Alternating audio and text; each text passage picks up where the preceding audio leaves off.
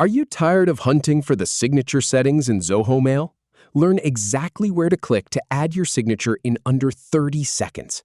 I'll show you the exact path. Settings, sidebar, signature, plus icon, name it, and save. Follow along.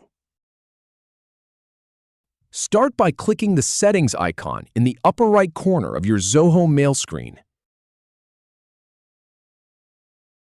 Then, in the left sidebar that appears, scroll down until you see the Signature option. Go ahead and click on Signature to open the signature settings. Now, click the plus icon to create a new signature.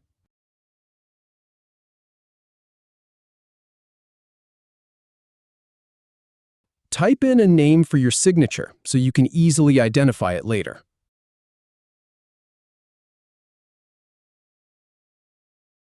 Once you're done typing your signature, click Save to apply it.